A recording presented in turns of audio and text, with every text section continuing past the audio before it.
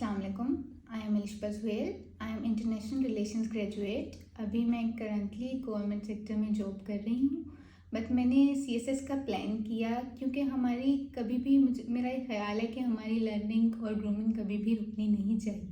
तो मेरे लिए सबसे पहला जो चैलेंज था वो अपने लिए one of the best institute find out करना था जो कि मेरी जॉब के साथ मैं मैनेज कर सकूं और मेरी प्रिपरेशन सीएसएस के लिए बहुत अच्छी हो सके। इसके लिए मैंने डिफरेंट इंस्टीट्यूट का विज़िट किया। उसमें मैंने देखा जाकर कि कैसे मेरी प्रिपरेशन अच्छी हो सकती है।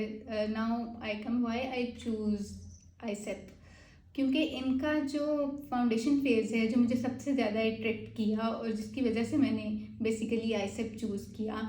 जो फाउंडेशन फेज़ में हमारी इंग्लिश लर्निंग हो रही है, हमारे अभी मेरा फाउंडेशन फेज़ चल रहा है और मुझे अभी भी लग रहा है कि मैंने बहुत कुछ यहाँ से सीख लिया है।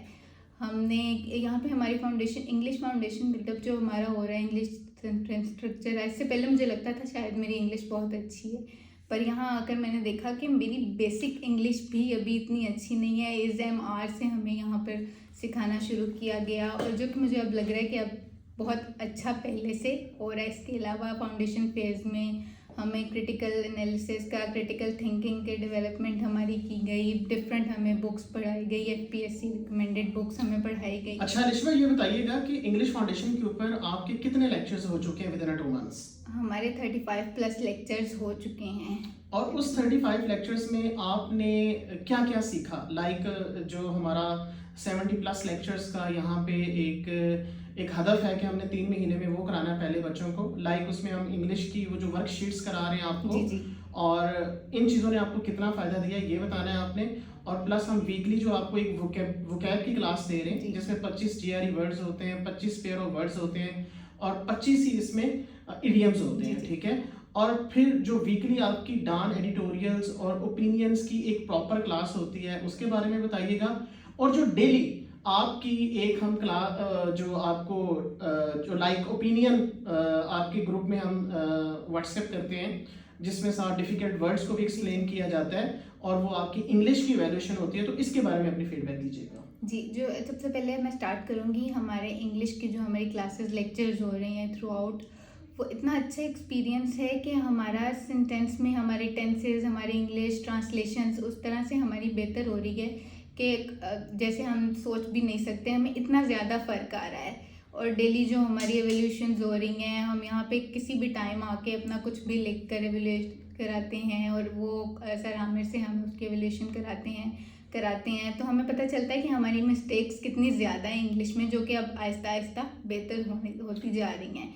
इसके अलावा जो हमारा इंग्लिश के अलावा हमारी बुक्स वाला सारा भी एक्सपीरियंस बहुत अच्छा जा रहा है। एफपीएससी रिकमेंडेड जो आपको बुक्स पढ़ाई जा रही हैं, आपके बैच ने अभी तक कौन कौन सी बुक्स पढ़ ली हैं और इनका आपके अंदर जो एक क्या क्रिटिकली आप समझती हैं कि आपके आर्गुमेंटेशन बिल्ड हो रहे हैं, वो जरा बताइएगा। पहले नाम बताइएगा और फिर जो आप उनमें से किसी भी एक बुक का जो है थोड़ा सा तारुफ दे दें। जी, हमने काफ़ी बुक्स पढ़ ली हैं जिसमें से मैं कुछ के आपके साथ नाम शेयर करती हूँ। हमने द ग्रेट डिल्यूजन पढ़ी है, प्रिजनर्स ऑफ ज्योग्राफी पढ़ी है, इसके अलावा मेकिंग ऑफ पाकिस्तान पढ़ी है, द इकोनॉमिक हिटमैन पढ़ी है, 21 लेसन्स फॉर 21st सेंचुरी पढ़ी है। इसके अलावा भी काफ़ी बुक्स हमारी अभी चल भी रही हैं। तो जो मेरी सबसे अच्छी अंडरस्टैंडिंग जो मुझे बहुत मज़ा आया पढ़ने में वो थी इकोनॉमिक हिटमैन।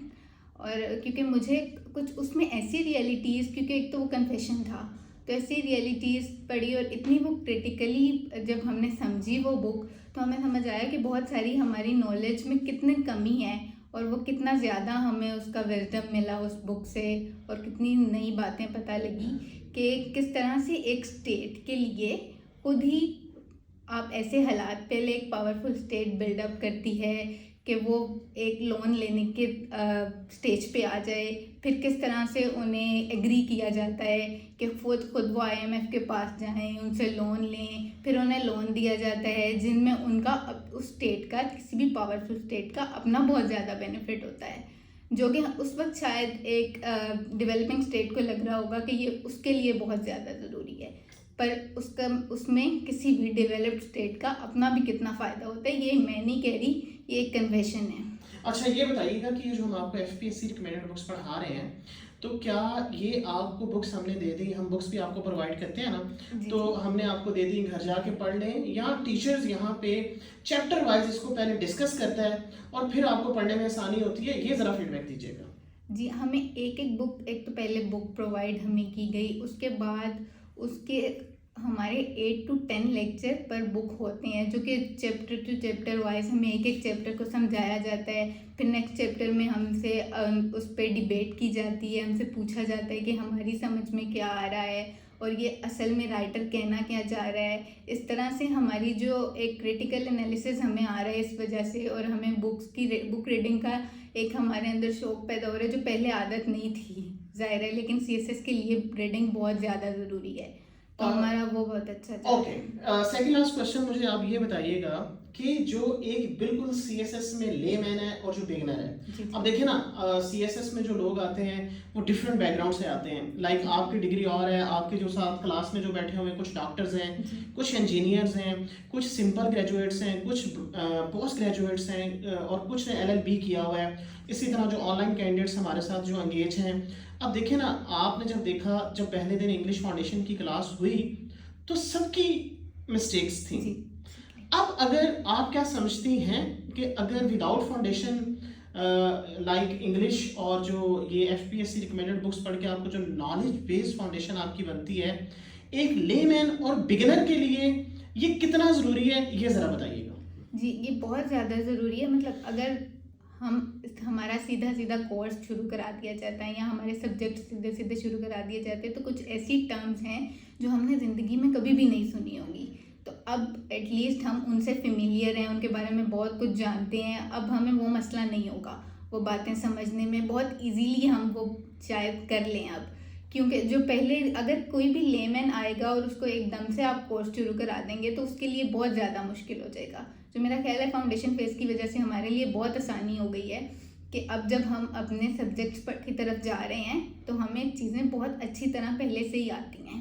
ओके, तो द लास्ट क्वेश्चन, आप अपनी क्या एंड पे स्टूडेंट्स को सजेशन देना चाहेंगी जो बिल्कुल अब सीएसएस आगे 2025 को जो एस्पायर कर रहे हैं, जो बिल्कुल बिगिनर हैं और जो बिल्कुल जिनको अभी सीएसएस की सॉरी टू से एब्रीविएशन का भी नहीं पता और इनको अगर ब्यूरोक्रेसी के स्पेलिंग भी नहीं आते, तो आईसेप क्या उनके लिए फ़ायदेमंद रहेगा? जी बिल्कुल, मैं जैसे आपको बता रही हूँ कि मुझे खुद भी इतना ज़्यादा नहीं पता था, बस ये पता था कि मैंने सीएसएस करना है। पर अब मैं अगर 2 मंथ्स बाद मैं आपसे ये बात कर सकती हूँ कि मैंने बहुत कुछ यहाँ से सीखा है, तो मैं ये आपसे कह सकती हूँ कि कोई भी यहाँ पर आकर बहुत अच्छा लेमैन, एक बहुत अच्छा इंशाल्लाह सीएसएस एस्पिरेंट बन के, ब्यूरोक्रेट बन के यहाँ से निकलेगा। Thank you so much Anisha, best of luck.